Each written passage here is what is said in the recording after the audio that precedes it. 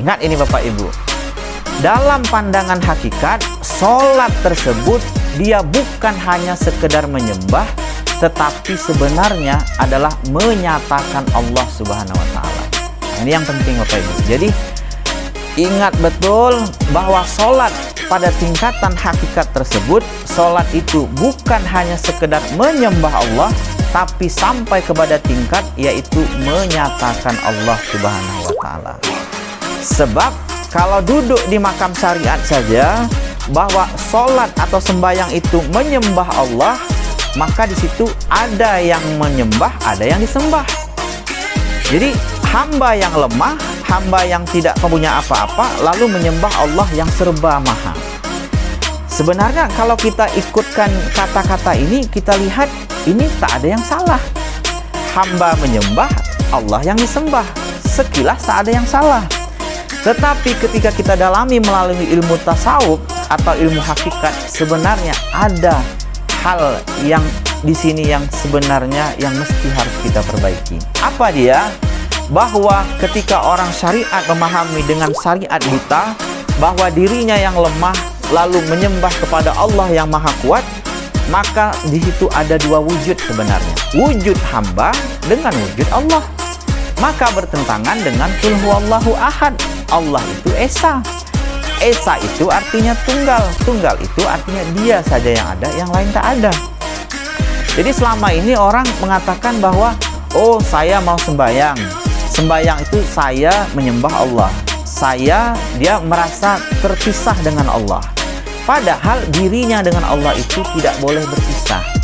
Selama masih diri hamba dengan Allah itu berpisah, maka selama itu juga ibadah yang dia lakukan itu masih terjaring atau terikat dengan penyakit syirik tersebut.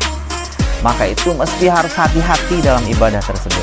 Maka itu orang hakikat mengatakan bahwa sholat itu bukan lagi pada tingkat menyembah, tetapi sampai kepada tingkat menyatakan Allah Subhanahu wa Ta'ala tersebut.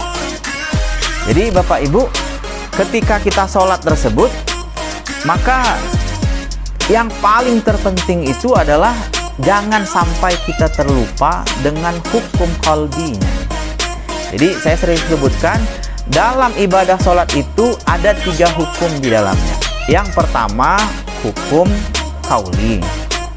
Yang kedua, hukum fi'li. Dan yang ketiga, hukum qalbi. Hukum qauli ini perkataan. Jadi kalau Bapak Ibu sholat Allahu Akbar, kata Allahu Akbar itu hukum qauli. Sami Allahu liman hamidah, Bapak Ibu baca Bismillahirrahmanirrahim. Bismillahirrahmanirrahim itu ketika diucapkan itu hukum qauli. Lalu yang kedua hukum fi'li. Hukum fi'li itu perbuatan. Jadi angkat tangan ke atas di bawah telinga sedikit mengikut Imam Asy-Syafi'i. Maka bergerak tangan ke sini, bergerak ruku, sujud, sudah itu salam kiri kanan, maka itu masuk dalam hukum fi'li, yaitu hukum perbuatan tersebut. Lalu yang ketiga, yang tidak boleh terlupa itu adalah hukum qalbi. Hukum qalbi itu adalah hukum yang di dalamnya itu ada 7 perkara, yaitu qasad, yang kedua adalah ta'arad, yang ketiga ta'yin, yang keempat ihram, yang kelima mi'raj, yang keenam munajat, yang ketujuh adalah ta'bid tersebut. Maka 7 perkara ini mesti harus kita pahamkan.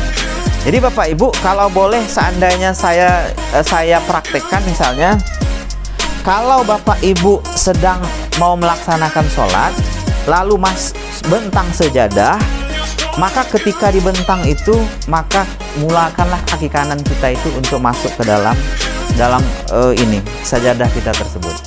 Sebab saat itu kita mesti harus beradab kita ingin menghadap atau menyatakan Allah tersebut. Jadi ketika kita masuk ke sejadah itu, mulakanlah dengan kaki kanan kita tersebut. Lalu ketika masuk ke dalam sejadah tersebut, maka bacalah istighfar 3 kali. Maka itu jangan lupa astagfirullah. Bisa orang kan kalau di masjid itu ketika mau sholat itu astagfirullahalazim allazi la ilaha illa huwal hayyul qayyum 3 kali dibacakan. Lalu baca salawat Nabi 3 kali. Jadi ketika sudah baca salawat Nabi 3 kali, maka di dalam hati kita Bapak Ibu, jangan sampai kita terlupa, nyatakan di dalam hati kita jasad dan ruh kita ini berasal dari Nur Muhammad. Nah, ini yang jangan sampai lupakan.